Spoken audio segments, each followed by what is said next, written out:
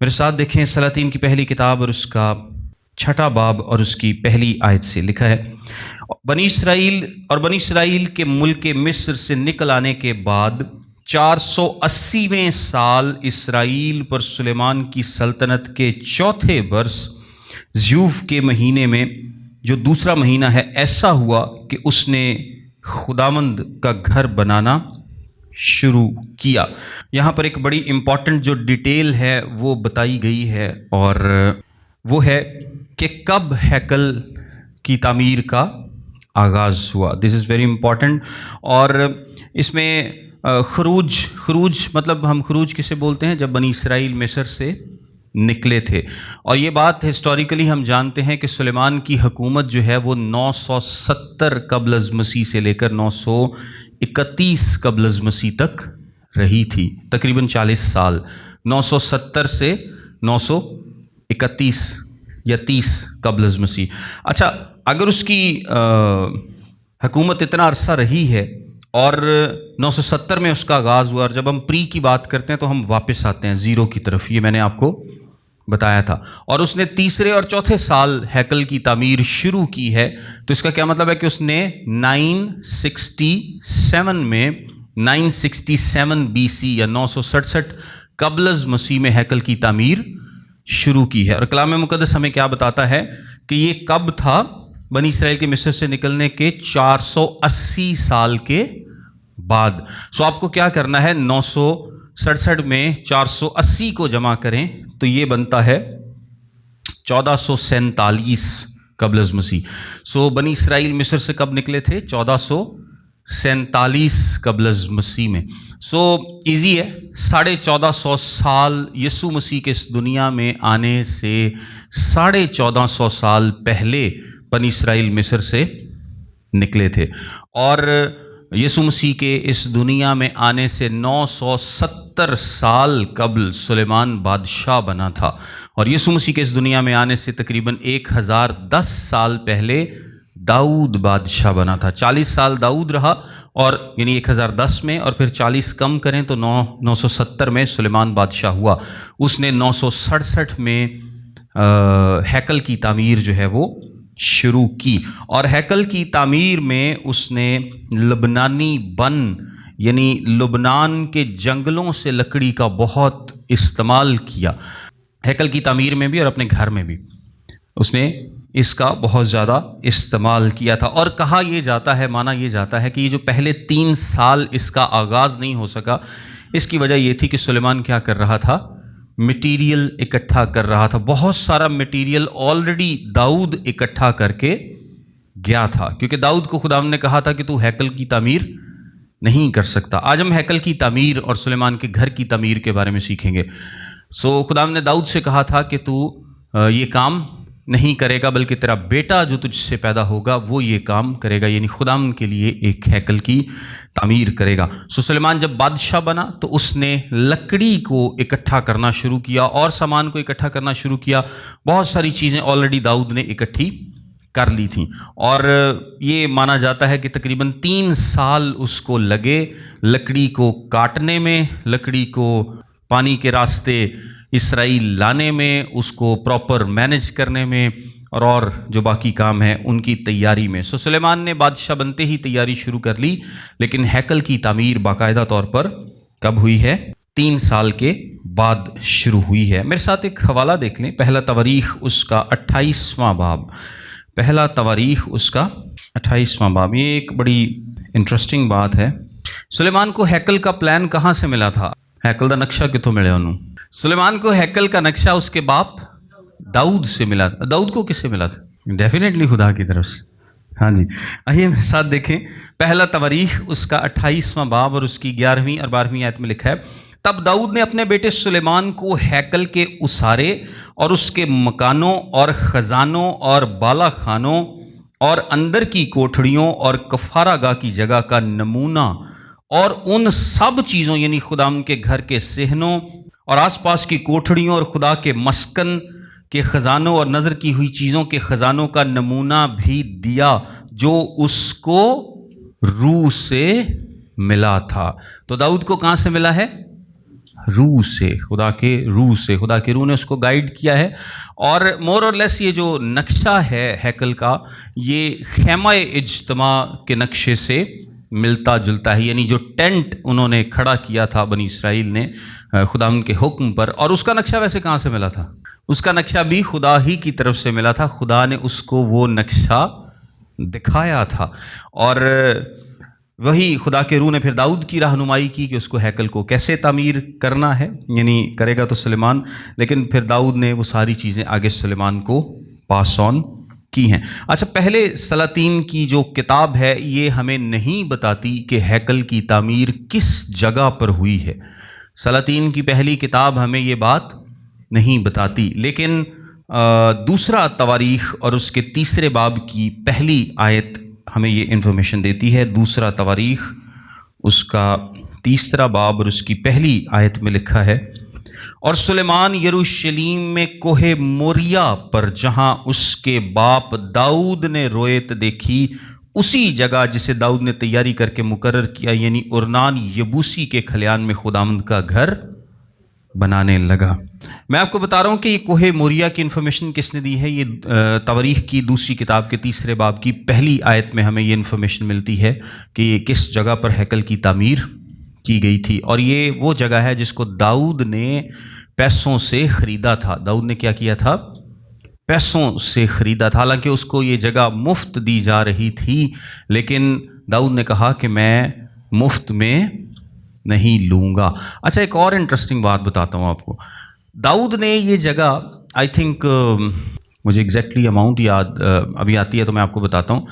داؤد نے یہ جگہ ایک خاص اماؤنٹ دے کر خریدی تھی، اور اس کے بعد سے بنی اسرائیل نے یہ جگہ کبھی بیچی نہیں ہے. سو جو خریدار ہوتا ہے اسی کا کیا ہوتا ہے؟ حق ہوتا ہے. اور آج اگر کوئی بھی قوم یا کوئی بھی مذہب اس جگہ پر اپنی ملکیت جتائے تو اس کے پاس اس کی جو اونرشپ ہے اس کو ثابت کرنے کا کوئی ثبوت جو ہے وہ موجود نہیں ہوگا، کیونکہ بنی اسرائیل نے، داؤد نے یہ جگہ خریدی ہے اور انہوں نے کبھی یہ جگہ بیچی نہیں ہے. تو باقی جس نے بھی کیا آ کے قبضہ ہی کیا ہے. تو قبضے والی چیز جتنی مرضی ہو وہ رہتی اسی کی ہے جس نے خریدی ہو، اور اسی کے پاس ہی وہ واپس جائے گی. سو کسی اور کا حق، کسی بھی قوم کا، کسی بھی مذہب کا، کسی بھی لوگوں کا اس پر حق نہیں بنتا. وہ انہی کا ہی ہے جنہوں نے وہ خریدی تھی، اور اس کے بعد چونکہ وہ بیچی نہیں گئی لہٰذا وہ انہی کی رہے گی. اچھا، آگے لکھا ہے، اور جو گھر سلیمان بادشاہ نے خداوند کے لیے بنایا اس کی لمبائی 60 ہاتھ اور چوڑائی 20 ہاتھ اور اونچائی 30 ہاتھ تھی. اب پرانے زمانے میں ایک ہاتھ ہے، یہ ایک ہاتھ ہوتا تھا، کیوں بڑا چھوٹا ہو سکتا، کسی دا ہاتھ لمبا آئے گا، لیکن اس کی جو نارمل لمبائی ہے وہ 17 سے 20 انچ ہوا کرتی تھی. کتنی ہے؟ 17 سے 20 انچ. اور جو ایک اندازاً بات کی جاتی ہے، یعنی جو ایک ایوریج آؤٹ کیا جاتا ہے، وہ تقریباً 18 انچ. یعنی جب بھی بائبل مقدس میں ہاتھ کا ذکر آئے گا تو یہ ہاتھ ہوتا ہے ناپنے کے لیے. اور اس کی لمبائی کتنی ہے؟ 1.5 فٹ، یعنی 18 انچ کا ایک ہاتھ ہوا کرتا ہے. تو آپ نے 1.5 سے ملٹیپلائی کرنا ہے، اور مجھے پتا میتھ سے تسی ہوڑے ہو، سو ضربہ دے لے ہو ہن تسی آپ ہی. اس کی لمبائی 60 ہاتھ، کتنے فٹ؟ 90 فٹ. Very good. اور چوڑائی 20 ہاتھ، کتنے فٹ بنے؟ 30 فٹ. اور لمبائی جو ہے وہ، اونچائی جو ہے وہ 30 ہاتھ تھی، تو کتنے ہو گئے؟ 45 فٹ. Very good. اچھا، اب جو اس کی لمبائی ہے وہ 60 ہاتھ یا 90 فٹ ہے. یعنی جو ہیکل آگے سے لے کر پیچھے تک ٹوٹل لمبائی ہے وہ کتنی ہے؟ 90 فٹ. ہیکل میں نا 4 مین سٹرکچرز تھے. میں آپ کو ایک ایک کر کے بتاتا ہوں کیونکہ ہم ہیکل کی تعمیر پر آج بات کریں گے. تو ہیکل میں 4 مین سٹرکچرز تھے. سب سے پہلا سٹرکچر وہ بلڈنگ تھا جو کہ ہیکل کے درمیان میں موجود تھی، اور اس کے بعد اس کے کچھ برآمدیں ہیں، اس کا احاطہ ہے، وہ باقی چیزیں ہم بعد میں دیکھتے ہیں. لیکن سب سے پہلے کیا ہے؟ ہیکل میں ایک مین بلڈنگ ہے. یعنی جب آپ کسی بڑے چرچ میں داخل ہوں تو آپ دیکھتے ہیں کہ وہاں بہت بڑا ایک گراؤنڈ ہوتا ہے اور بلڈنگ ایک خاص جگہ پر ہوتی ہے. تو سب سے پہلا سٹرکچر کیا ہے؟ ایک بلڈنگ ہے. اس بلڈنگ کی لمبائی آگے سے لے کر پیچھے تک کتنی ہے؟ 90 فٹ. اور اس بلڈنگ کی چوڑائی کتنی ہے؟ 30 فٹ. اور اس بلڈنگ کی اونچائی کتنی ہے؟ 45 फीट, 45 फुट ऊंचाई है, 30 फीट चौड़ाई है और 90 फीट जो उसकी लंबाई है। अब ये जो 90 फुट है, इसमें जो पाक तरीन मकान और पाक मकान, ये दोनों आपस में क्या हैं? डिवाइडेड है। जो पाक तरीन मकान है ये 30 फुट तक रहता है और अगले 60 फुट किसके हैं? पाक मकान के। समझे आप इस बात को कि अगर आप ऐसे लंबाई में एक बिल्डिंग को देख रहे हैं, चौड़ाई तो उसकी 30 फुट ही रहेगी, चौड़ाई तो 30 फीट ही रहेगी, लेकिन जब आप लंबाई में उसको देखते हैं तो वो 90 फुट है। तो पाक तरीन मकान 30 फुट पे ख़त्म हो जाएगा, उसके बाद एक डिवीजन होगी, वो पर्दा होगा, और फिर आगे कितना होगा? 60 फुट। सो पाक मकान की डायमेंशन क्या बनेगी? 60 फुट लंबाई, 30 फुट चौड़ाई और 45 फुट ऊंचाई। ये वो है जहां पर पहले काहिन दाखिल होता था। और पाक मकान ऐसी जगह है जहां पर नज़र की मेज़, रोटी की जो मेज़ है वो रखी जाती थी, बखूर जलाने की कुर्बानगाह रखी जाती थी, पर्दे के बिल्कुल सामने। यानी पाक तरीन मकान में जाने के लिए पहले पर्दा था, वो जो बीच में से फट गया था जब यीशु मसीह ने सलीब पर अपनी जान दी। तो उस पर्दे से पहले नज़र की जो कुर्बानगाह है, बखूर जलाने की कुर्बानगाह है, वो रखा होता था। और एक साइड पर आपके नज़र की मेज़, रोटी की मेज़ होती थी। हम इसकी मुकम्मल डिटेल वैसे पहले पढ़ चुके हैं। और एक साइड पर शमादान था जो कि सोने का बनाया गया था। और उसके बाद जब आप पर्दे से आगे जाते थे तो हैकल में, यानी जो खेमा पहले बनाया गया था, उसमें क्या था? अहद का संदूक रखा हुआ था। लेकिन सुलेमान ने 2 करोबी भी बनाए थे जो कि हम आगे जाकर देखते हैं, और सुलेमान ने कुछ और चीज़ें भी बनाई थी। बहरहाल ये डिवीजन इस तरह की है। लेकिन आप एक और चीज़ नोट करेंगे, और वो ये है कि जो, बल्कि आगे आता है तो मैं फिर आपको उसमें बताता हूँ। अभी आपको डायमेंशंस याद होगी कि उस 90 फुट में से पहले 60 फुट पाक मकान के हैं और अगले 30 फुट जो है वो पाक तरीन मकान के हैं। और उस घर की हैकल के सामने एक बरामदा उसके घर की चौड़ाई के मुताबिक 20 हाथ लंबा था, और उस घर के सामने उसकी चौड़ाई 10 हाथ थी। अच्छा, ये जो बरामदा है, करांदे के पिंडा तुम वेखे ना बरामदे पाए होंगे ने छोटे छोटे, तो ये जो बरामदा है, ये भी बरामदा उसके बिल्कुल आगे बनाया गया था। इस बरामदे की डायमेंशन है 15 बाय 30। इसकी डायमेंशन क्या है? 15 बाय 30। अब चूंकि चौड़ाई तो 30 फुट ही चली आ रही है, तो इसकी भी चौड़ाई कितनी है? 30 फुट है। लेकिन जो इसकी लेंथ है, गहराई है, वो कितनी है? वो 15 फुट है। यहाँ पे जो आपके लिखा है ना कि उस घर के सामने एक बरामदा, उस घर की चौड़ाई के मुताबिक 20 हाथ लंबा था। यानी उस घर को, अगर बरामदे को आप इस रुख पर देखेंगे तो वो फिर 30 फुट का है, क्योंकि आगे से वो चौड़ाई कितनी आ रही है? 30 फुट की। तो ये नहीं है कि इसकी डायमेंशन 30 फुट इधर को है, इधर को नहीं है, बल्कि 30 फुट जो है वो ऐसे चौड़ाई है और 15 फुट ऐसे लंबाई है इसकी, जिस तरह से हमने पहले आपको बताया। और उस घर के लिए झरोके बनाए जिनमें जाली जड़ी हुई थी, और उसने गिरदा गिर्द घर की दीवार से लगी हुई, यानी हैकल और इल्हामगाह की दीवारों से लगी हुई गिरदा गिर्द मंजिलें बनाई, और हुजरे भी गिरदा गिर्द बनाए। क्या बनाए? हुजरे भी गिरदा। अच्छा, पहला स्ट्रक्चर मैंने आपको बताया है कि पहला स्ट्रक्चर है हैकल, और हैकल 2 हिस्सों में तकसीम है। दूसरा स्ट्रक्चर मैंने आपको बताया है बरामदा या दाखिली हॉल। बरामदा या दाखिली हॉल, यानी जब काहिन आएगा या कोई भी आएगा तो वो सबसे पहले किस में दाखिल होगा? उस बरामदे में दाखिल होगा, और फिर बरामदे के बाद वो किस में दाखिल होगा? पाक मकान में दाखिल होगा, और उसके बाद वो किस में दाखिल होगा? पाक तरीन मकान में दाखिल होगा। अब लेकिन पाक तरीन मकान में आपको पता है कि कोई भी दाखिल नहीं हो सकता था सिवाय सरदार काहिन के साल में 1 मरतबा। लेकिन पाक मकान में रोज़ दाखिल होते थे।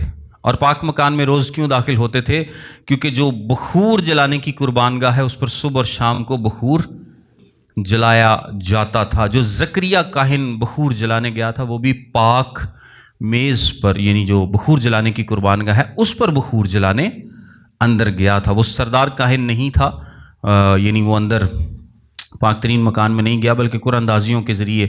अच्छा, हैकल में क्योंकि काहिन काफ़ी ज़्यादा थे तो वो कुरानदाजी किया करते थे।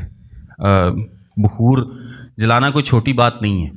यानी आप अगर काहिन हों तो आप सोच के देखें कि आप समझेंगे कि मेरे लिए बहुत बड़ी खुशकिस्मती की बात होगी, खुश नसीबी की बात होगी कि अगर मैं हैकल के अंदर जाऊं तो बखूर जलाने, क्योंकि वो बिल्कुल पर्दे के सामने थी। बखूर जलाने की कुर्बानगाह जो है वो बिल्कुल पर्दे के सामने थी, करीब तरीन थी, और उसके इतना करीब जाकर बखूर जलाना ये एक बड़ी वो ज़बरदस्त बात समझते थे।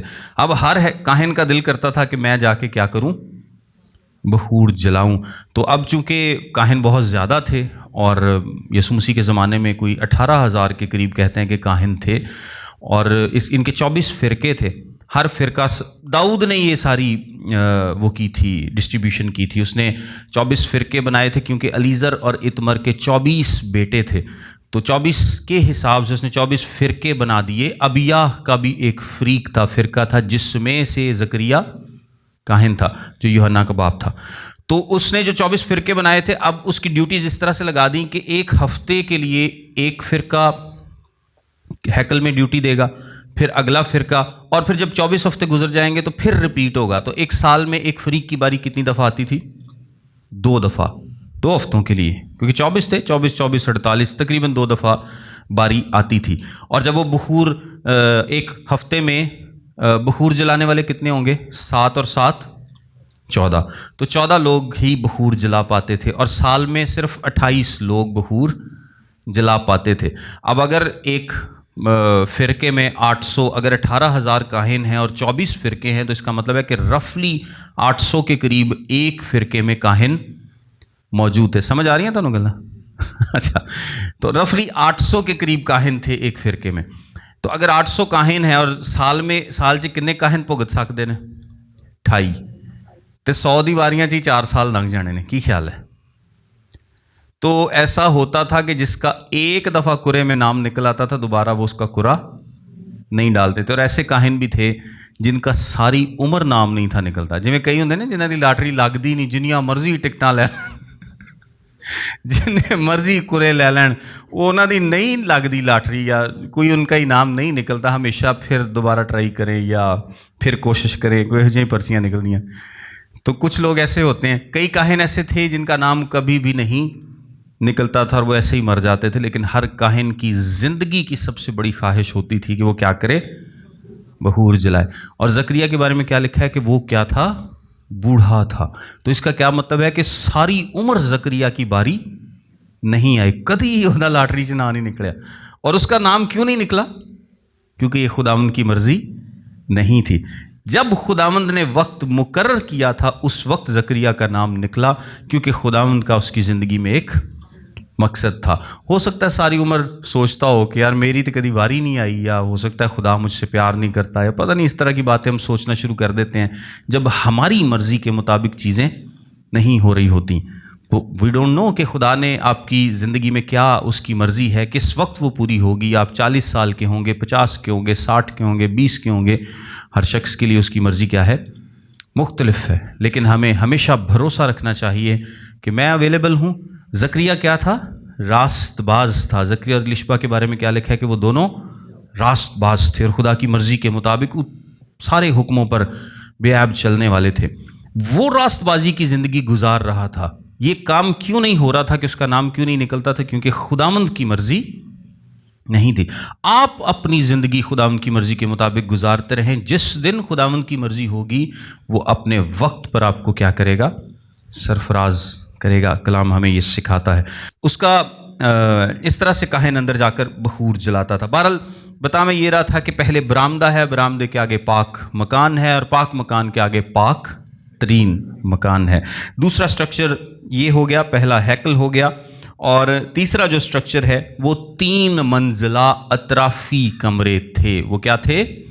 3 मंजिला अतराफ़ी कमरे। अच्छा, ये कमरे तीनों साइडों पर थे। ये हैकल की बिल्डिंग के तीनों साइडों पर थे। इसको गौर से समझिएगा। हैकल की एक मेन इमारत है जो कि 30 फुट चौड़ी है, 90 फुट लंबी है और 45 फुट ऊंची है। लेकिन नीचे सी कंधा नहीं पाइयाँ। की ख्याल है? इसमें हमने दीवारें नहीं डाली। तो दीवारें जब डालेंगे तो ये चौड़ाई क्या होगी? थोड़ी बढ़ जाएगी यार।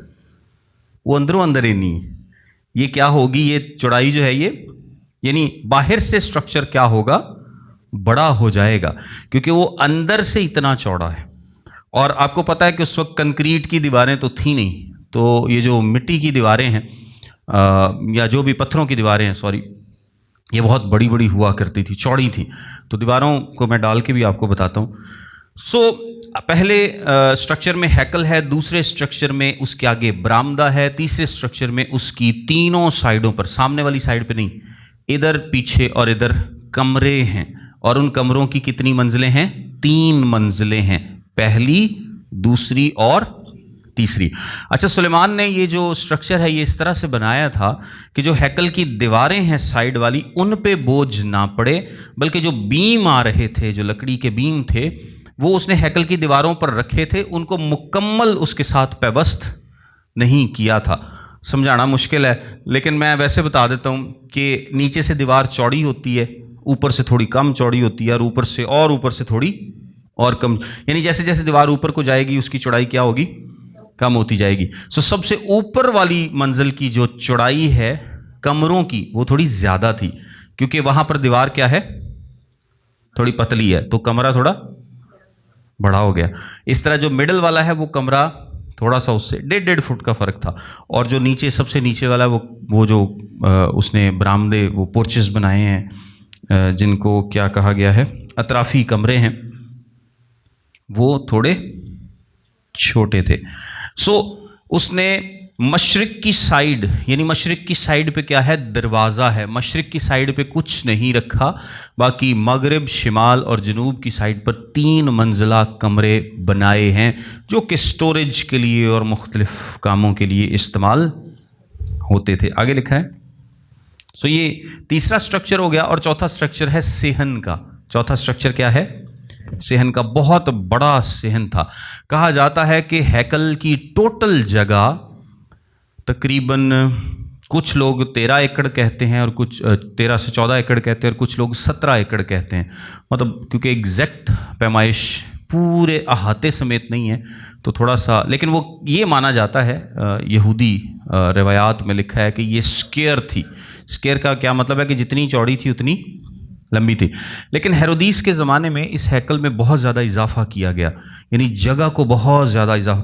اچھا، جگہ کا اضافہ، اب ہیکل چونکہ ایسے بنی ہوئی ہے، ایسے پہاڑ، ٹھیک ہے، تو یہ یہاں پر بنی ہوئی ہے.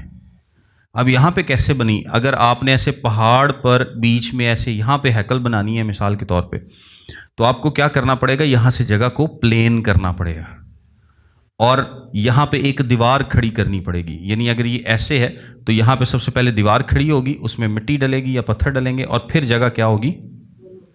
ایکول ہوگی. تو ہیرودیس نے اس کو بہت بڑھایا. اس سے پہلے ہسمونینز کا دور آیا، انہوں نے بڑھایا. یعنی ہر دور میں تھوڑی تھوڑی بڑھتی گئی. ہیرودیس کے زمانے میں کافی بڑی تھی. ہیرودیس کے زمانے میں اس کا سائز جو ہے وہ تقریباً 37 ایکڑ کے قریب تھا. 37 ایکڑ یعنی 1.5 مربع پہاڑ دے اتے، کافی بڑی جگہ، بالکل پلین جگہ. لیکن ہیکل ان اٹ سیلف اتنی بڑی نہیں تھی. جو ہیرودیس نے ہیکل بنائی ہے نا، وہ سلیمان کی ہیکل کو توڑ کے اس نے کیا کیا تھا؟ ویسے تو یہ ہیکل بعد میں تباہ بھی ہو جائے گی، لیکن جو بعد میں بھی کھڑی کی گئی وہ اتنی اچھی نہیں تھی بنی جتنی سلیمان نے بنائی تھی. اور بعد میں ہیرودیس نے کیا کیا تھا؟ ہیرودیس نے جو بعد میں بنائی گئی، عزرا نہمایا کے دور میں جو ہیکل بنائی گئی، اس کو کیا کیا؟ وہ اتنی گلوریس نہیں تھی، بلکہ وہ اسی کو کیا کیا گیا؟ دوبارہ سے ری بلڈ کیا گیا جو سلیمان نے بنائی تھی. سلیمان نے جو بنائی تھی وہ اتنی بڑی تو نہیں تھی سائز میں، لیکن وہ بڑی شان و شوکت رکھنے والی ہیکل تھی. تو بعد میں جب اس کی دوبارہ سے تعمیر کی گئی تو وہ اتنی زیادہ شاندار نہیں تھی، کیونکہ انہوں نے بڑی مشکل سے اس کی تعمیر کی. پھر ہیرودیس کہتا ہے کہ میں تہاڈی ہیکل وڈی بنا کے دواں گا. تو لوگوں کو یقین نہیں سی آندا، وہ کہندے سی یہ نہ ہوئے کہ توڑ لے تو بعد چ کو بنے نہ. تو ہیرودیس نے سب سے پہلے بیرونی دیوار بنائی. اس نے 10 سال تقریباً لگا دیے بیرونی دیوار بنانے میں، اور پتہ نہیں کتنے ہزاروں لوگ. تو اس نے بڑا اچھا کام کیا، بڑا اچھا معمار تھا. تو پھر یہودی کہتے ہیں کہ ٹھیک ہے، انہوں نے اجازت دی کہ ہیکل کو توڑا جائے، گرایا جائے، اور پھر نئے سرے سے تعمیر کیا جائے. ہیکل جو ہیرودیس والی ہے وہ اس سے بڑی تھی اور زیادہ شاندار تھی، اور اس کا احاطہ بہت بڑا تھا سلیمان کی ہیکل کے مقابلے میں. یہ جو صحن ہے، اگر آپ میرے ساتھ دیکھیں پہلا سلاطین 36ویں آیت دیکھ لیں اسی باب کی. اور اندر کے صحن کی 3 صفیں تراشے ہوئے پتھر کی بنائیں، اور ایک صف دیودار کے شہتیروں کی.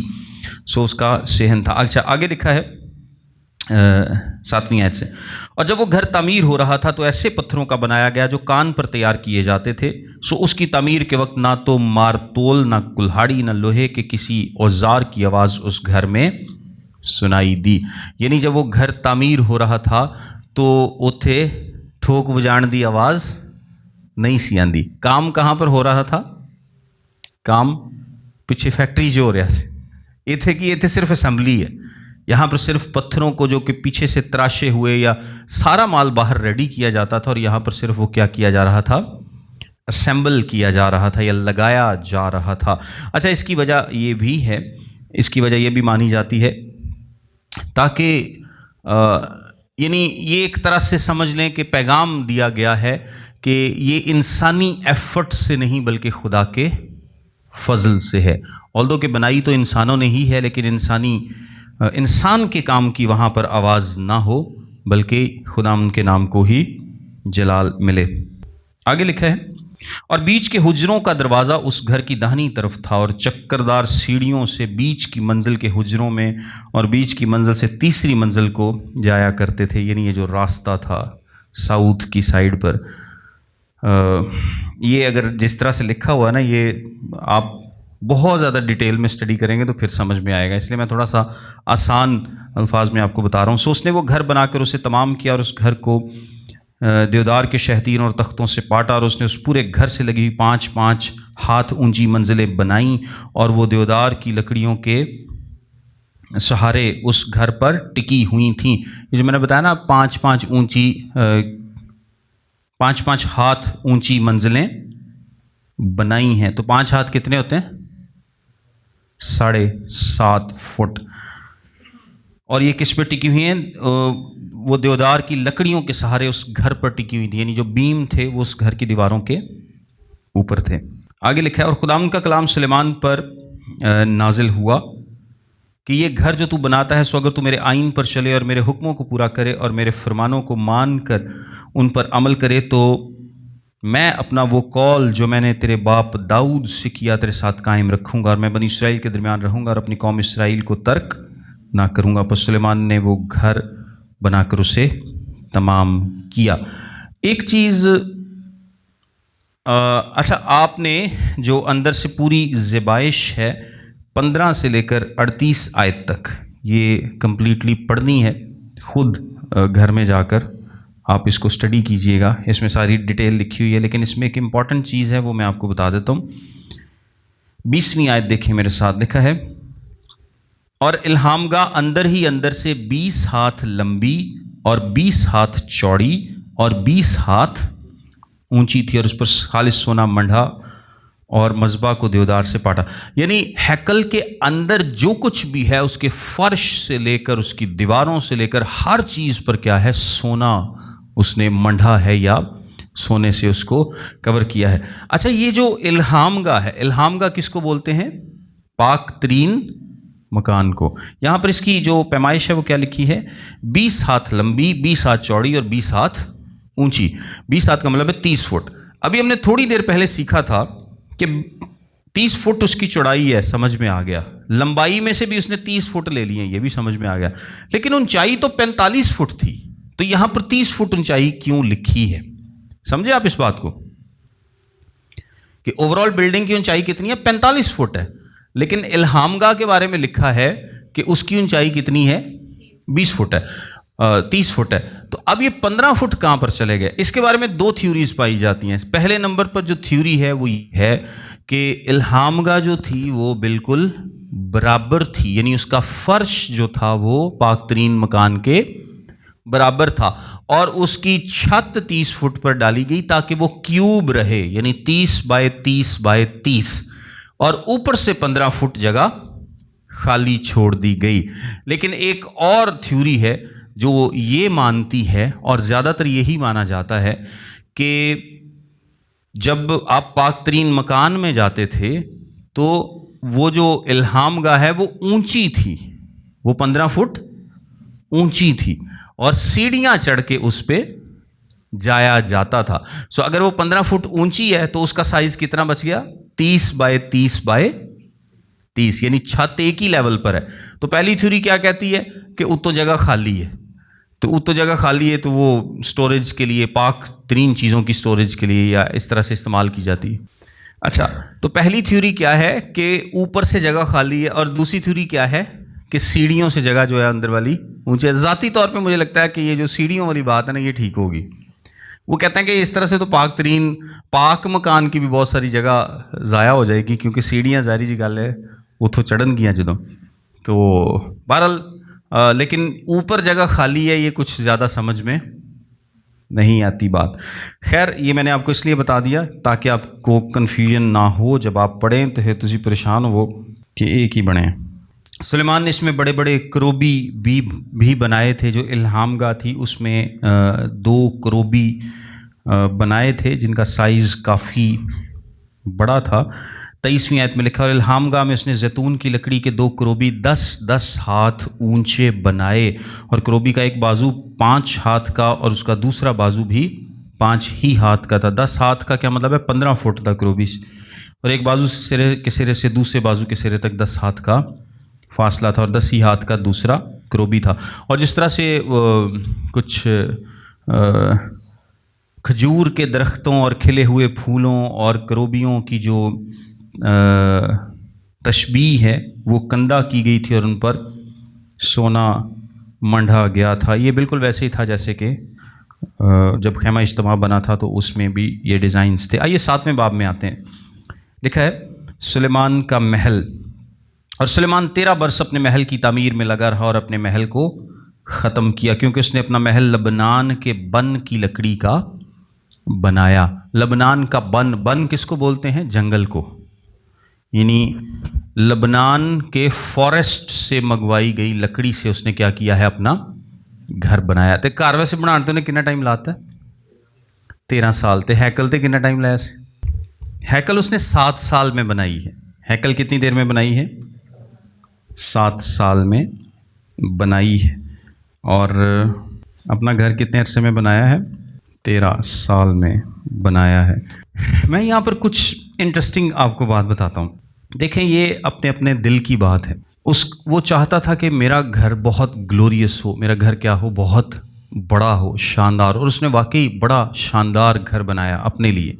لیکن جو گھر اس نے خدا کے لیے بنایا وہ کیا تھا, اتنا شاندار نہیں تھا جتنا اس کا اپنا گھر شاندار تھا. یعنی اس نے زیادہ محنت کس پہ کی ہے, اپنے گھر پہ کی ہے, زیادہ ایفرٹ اپنے گھر پہ کی ہے, زیادہ ٹائم اس نے. یعنی آپ سوچیں کہ 13 سال اگر ایک انتہائی سیانا اور امیر آدمی, انتہائی سیانا اور انتہائی امیر آدمی 13 سال اگر اپنا گھر بناتا رہے گا تو گھر کیسا ہوگا. تو یہ بہت ہی زبردست اور خوبصورت گھر تھا.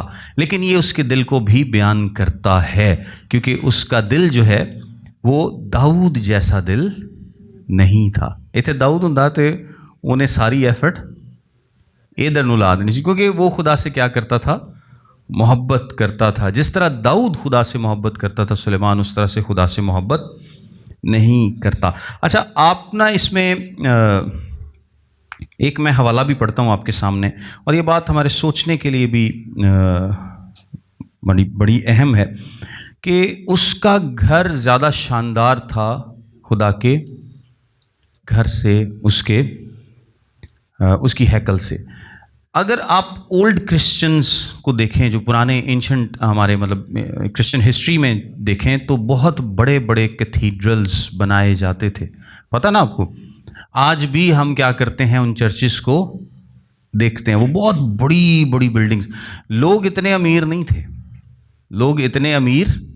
نہیں تھے, لیکن وہ بہت بڑی بڑی اور شاندار بلڈنگز بناتے تھے خدا کے لیے. اور لیکن اگر آج آپ دیکھیں تو یہ شاندار بلڈنگز اب کیتھیڈرلز جو ہیں وہ نہیں رہ گئیں. اب شاندار بلڈنگز کیا ہیں, ورلڈ ٹریڈ سینٹرز ہیں, برج خلیفاز ہیں. اب جو شاندار بلڈنگز ہیں وہ مالز ہیں, شاپنگ مالز ہیں, پلازاز ہیں. اب یہ شاندار بلڈنگز ہیں. اب چرچ جو ہے وہ شاندار بلڈنگ نہیں رہی. میں یہ نہیں کہہ رہا کہ ہمیں چرچ پہ بہت زیادہ انویسٹ کرنا چاہیے, یہ سارا کچھ انویسٹ کر دینا چاہیے, لیکن یہ ایک دل کی حالت کو بھی بیان کرتا ہے. اوور آل لوگوں کے دل کی حالت کو بھی بیان کرتا ہے, ان کا عکاس ہے کہ ان کا دل کہاں پر ہے۔ سلیمان کا جو دل ہے وہ اپنے گھر میں زیادہ تھا اور خدا کے گھر میں کم تھا۔ جو بہت بڑی غریب ہونے کے باوجود اتنی بڑی بڑی شاندار عمارتیں خدا کے لیے بناتے تھے، ان کا دل کیا تھا؟ ان کو یہ تھا کہ خدا کے گھر کے لیے جو کچھ بنایا جا رہا ہے وہ سب سے شاندار ہونا چاہیے۔ میرا گھر کیا ہے؟ میرا گھر بعد میں، میری پرائیورٹی کیا ہے کہ جہاں پر خدا کا نام لیا جاتا ہے۔ آج پرائیورٹی لوگوں کی چینج ہو چکی ہے۔ آج سارے نہ زیادہ جڑی بچت ہے وہ اسی کتنے کرنے؟ خدا دے گھر دے اتنے کرنے۔ اور آپ دیکھیں گے کہ اپنے گھراں چ پلسٹر بھی ہو جاندے نے تے پینٹ بھی ہو جاندے نے تے سارے کام ہو جاندے نے، لیکن خدا کے گھر میں کئی سال پلسٹر نہیں ہو پاتا۔ آلدو کہ میں یہ تعلیم نہیں دے رہا آپ کو کہ ایک بلڈنگ خدا کا گھر ہے، خدا کا گھر تو ہم لوگ ہیں، لیکن جہاں پر خدا کا نام لیا جاتا ہے، جہاں پر ہم اکٹھے ہوتے ہیں، جہاں پر ہم عبادت کرتے ہیں، ہمارے دل کی حالت بیان کرتی ہے کہ ہم اس پہ کتنا انویسٹ کرتے ہیں، صرف اس لیے کہ یہاں پر لوگ کیا ہیں؟ خدا کی عبادت کر رہے ہیں۔ آپ دیکھیں گے کہ کئی سال پینڈنگ رہتے ہیں۔ آپ کے اپنے گھر میں گاڑیاں بھی آ جائیں گی، اے سی بھی لگ جائیں گے، سب کچھ ہو جائے گا، لیکن خدا کے گھر میں نہیں ہوگا۔ میں ایک حوالہ پڑھوں گا، آپ کو ساری بات اس سے سمجھ آ جائے گی۔ میرے ساتھ دیکھیں حجی کی کتاب، اس کا پہلا باب 3 سے 10 آیت تک لکھا ہے، غور سے سنیے گا۔ حجی نبی کی کتاب، اس کا پہلا باب اور اس کی 3 سے 10 آیت تک لکھا ہے۔ تب خداوند کا کلام حجی نبی کی معرفت پہنچا کہ کیا تمہارے لیے مسقف گھروں میں رہنے کا وقت ہے جبکہ یہ گھر ویران پڑا ہے؟ یعنی خداوند کس کی بات کر رہا ہے؟ ہیکل کی بات کر رہا ہے۔ اور رب الافواج یوں فرماتا ہے کہ تم اپنی روش پر غور کرو، تم نے بہت سا بویا پر تھوڑا کاٹا، تم کھاتے ہو پر آسودہ نہیں ہوتے، تم پیتے ہو پر پیاس نہیں بجھتی، تم کپڑے پہنتے ہو پر گرم نہیں ہوتے، اور مزدور اپنی مزدوری سوراخ دار تھیلی میں جمع کرتا ہے۔ رب الافواج یوں فرماتا ہے کہ اپنی روش پر غور کرو، پہاڑوں سے لکڑی لا کر یہ گھر تعمیر کرو، اور میں اس سے خوش ہوں گا اور میری تمجید ہوگی۔ خداوند فرماتا ہے تم نے بہت کی امید رکھی اور دیکھو تھوڑا ملا، اور جب تم اسے اپنے گھر میں لائے تو میں نے اسے اڑا دیا۔ رب الافواج فرماتا ہے کیوں؟ اس لیے کہ میرا گھر ویران ہے اور تم میں سے ہر ایک اپنے گھر کو دوڑا چلا جاتا ہے، اس لیے نہ آسمان سے اوس گرتی ہے اور نہ زمین اپنا حاصل دیتی ہے۔ سو ایک پرسپیکٹو کی بات ہے، ایک سوچ کی بات ہے، ایک دل کی بات ہے کہ جب خداوند کے نام کے لیے کچھ بھی کیا جاتا ہے تو ہمارے دل اتنے نہیں کھلتے۔ ساریاں بچتاں، ساری قناعت پسندی، سارے بجٹ، سارے خرچے سانوں ادوں یاد آ جاندے نے، تو جدوں اپنے تے لان دی واری آندی اسی نہیں ویکھدے۔ قرضہ چکنا پے جو مرضی، نیانے نوں اگر باہر بھیجنا ہے نا 30 لاکھ دا بھی انتظام کرنا پے تے اسی کی کران گے؟ کر لواں گے۔ تے جے مہینے دے چندے دی واری آئی نا چرچ، وہ پادری صاحب خرچے ہی نہیں پورے ہوندے، اس مہینے نیاਣیاں دی فیس دیتی، انہاں دا ایک پروگرام آ گیا اوتھے دیتے، بچیا ہی نہیں کچھ کی دئیے۔ تو وہ جدوں بچیا ہی نہیں کچھ تو پھر حوالہ میں تہاڈے سامنے پڑھیا کہ جدوں صرف تسی اپنی ہی فکر کردے ہو تو وہ دے چ برکت نہیں ہوندی۔ خیر اس کو آپ ضرور پڑھیے گا۔ سلیمان کا جو محل ہے، پہلی 7ویں باب کی پہلی آیت سے لے کر 12ویں آیت تک اس کا بیان ہے۔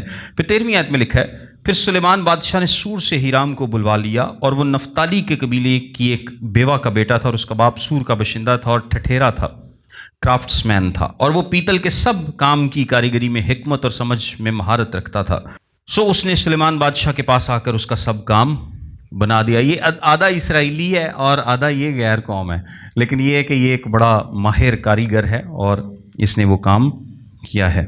اچھا آگے لکھا ہے 15ویں آیت سے، کیونکہ اس نے 18 ہاتھ اونچے پیتل کے 2 ستون بنائے اور ایک ایک کا گھیر 12 ہاتھ کے سوت کے برابر تھا۔ اچھا یہ پیتل کے ستون کی ویسے ہم کو تھوڑا سا ٹائم اوپر چلے جائیں گے کلاس سے، اس کلاس کے، لیکن میں آپ کو بتاتا ہوں یہ جو پیتل کے ستون ہیں یہ سلیمان نے ہیکل کے آگے بنوائے تھے، یعنی جو بلڈنگ مین تھی اس کے آگے اس نے 2 ستون پیتل کے کھڑے کیے تھے، اور اس کی تھوڑی سی ہسٹری ہے وہ میں آپ کو بتاتا چلوں۔ آگے لکھا ہے اور اس نے ستونوں کی چوٹیوں پر رکھنے کے لیے پیتل ڈھال کر 2 تاج بنائے، ایک تاج کی اونچائی 5 ہاتھ اور دوسرے تاج کی اونچائی بھی 5 ہاتھ تھی، اور ان تاجوں کے لیے جو ستونوں کی چوٹیوں پر تھے 4 خانے کی جالیاں اور زنجیر نما ہار تھے، 7 تاج ایک کے لیے دوسرے اور 7 دوسرے تاج کے لیے۔ सो उसने वो सतून बनाए और सतूनों की चोटी के ऊपर के ताजों को ढांकने के लिए एक जाली के काम पर गिरदा गिर्द 2 कितारें थीं, और दूसरे ताज के लिए भी उसने ऐसा ही किया। और उन 4-4 हाथ के ताजों पर जो बरामदे के सतूनों की चोटी पर थे सोसन का काम था, और उन दोनों सतूनों पर ऊपर की तरफ भी जाली के बराबर की गोलाई के पास ताज बने थे, और उस दूसरे ताज पर कितार दर कितार गिरदा गिर्द 200 अनार थे। और उसने हैकल के बरामदे में वो सतून खड़े किए, और उसने दहने सतून को खड़ा करके उसका नाम याकिन रखा, और बाएं सतून को खड़ा करके उसका नाम बोइज रखा। और सतूनों की चोटी पर सोसन का काम था, यूँ सतूनों का काम ख़त्म हुआ। अच्छा, ये जो 2 सतून हैं, ये एक और हवाला भी है इसके लिए, दूसरा तवारीख उसका 3रा बाब और उसकी 17वीं आयत देखें। दूसरा तवारीख उसका 3रा बाब और उसकी 17वीं आयत लिखा है, और उसने हैकल के आगे उन सतूनों को एक को दाहिनी और दूसरे को बाईं तरफ खड़ा किया। जो दहने था उसका नाम याकीन, और जो बाएं था उसका नाम बोइज रखा। अच्छा, ये जो याकीन है इसका नाम है खुदावंद इस्टेब्लिश करेगा। याकीन का क्या मतलब है? खुदावंद इस्टेब्लिश करेगा। और बोइज का क्या मतलब है? इन स्ट्रेंथ, यानी वो जोर देगा या जोर में। अच्छा, ये जो सतून है ये तकरीबन 27 फुट बुलंद थे और बड़े शानदार ग्रेसफुल ज़बरदस्त सतून थे। एक का नाम याकिन यानी खुदावंद इस्टेब्लिश करेगा, दूसरा नाम बोइस है जिसका नाम है इन स्ट्रेंथ। यानी जब भी बनी इसराइल वहाँ पर जाएंगे, जब भी काहिन वहाँ पर जाएंगे, जब भी बादशाह वहाँ पर जाएगा, तो उसको ये सतून याद दिलाएंगे कि इस्टेब्लिश कौन करता है? खुदा करता है।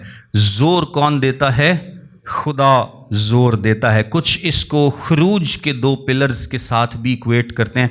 खरूज की किताब में हम 2 पिलर्स का जिक्र पढ़ते हैं, एक था पिलर ऑफ फायर और एक था पिलर ऑफ क्लाउड। यानी रात को आग का पिलर था जो उनको रोशनी देता था, और दिन के वक्त बादल का जो कि उनको साया फराहम करता था। सो कुछ लोग उसके साथ भी इसको मिलाते हैं कि ये 2 पिलर जो हैं वो उसकी नुमाइंदगी करते हैं। लेकिन जो मैंने आपको बात बताई है कि इन पिलर्स का क्या मतलब है कि स्ट्रेंथ या जोर किस में है? खुदावंद में है। और इस्टेब्लिश कौन करता है? सिर्फ और सिर्फ खुदावंद इस्टेब्लिश करता है।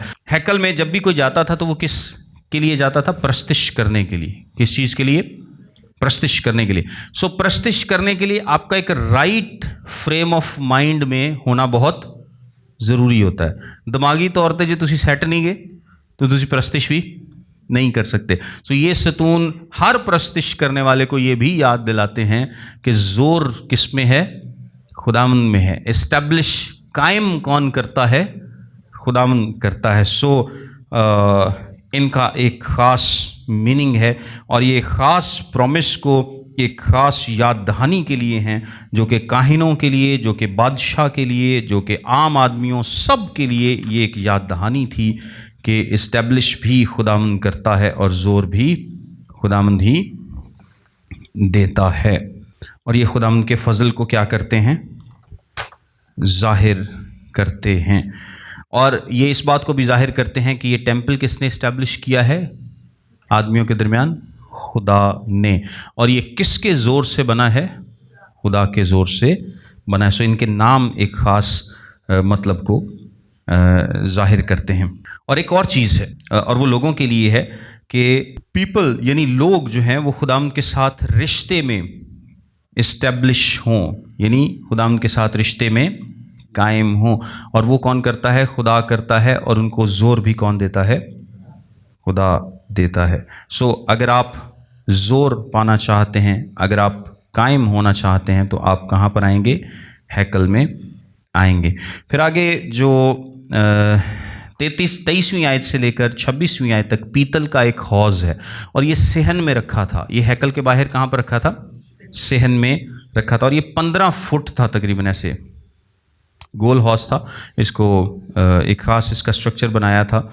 आप पढ़ेंगे तो आपको इजीली समझ आ जाएगा। वैसे मैं आपको बता देता हूँ कि इसमें 43,532 लीटर पानी की गुंजाइश थी, और ये सेरेमोनियल वॉशिंग्स के लिए 43,000 लीटर से ज़्यादा इसमें पानी की गुंजाइश थी। सेरेमोनियल वॉशिंग्स का मतलब है तहारत के लिए, यानी हाथ पैर धोने ली। وہ آپ کو پتا ہے کہ وہ بھی نماز پڑھنے سے پہلے, سارا کچھ کرنے سے پہلے اسرائیلی کیا کرتے تھے؟ ہاتھ پاؤں دھویا کرتے تھے. تو یہ سیم کانسیپٹ ہے. تو اس کے لیے یہ پانی وہاں پر موجود تھا. اور پھر آگے پیتل کی کرسیوں کا ذکر ہے اور ہیکل کے ساز و سامان کا ذکر ہے. اور یہ ساز و سامان جو ہے یہ بھی داؤد نے اس میں سے بہت سارا سلیمان کے لیے بنایا تھا. آخری آیت دیکھ لیں, باقی آپ اس کو پڑھ لیجئے گا. 51 آیت میں لکھا ہے, یوں وہ سب کام جو سلیمان بادشاہ نے خداوند کے گھر میں بنایا ختم ہوا, اور سلیمان اپنے باپ داؤد کی مخصوص کی ہوئی چیزوں یعنی سونے اور چاندی اور ظروف کو اندر لایا اور ان کو خداوند کے گھر کے خزانوں میں رکھا. God bless you all.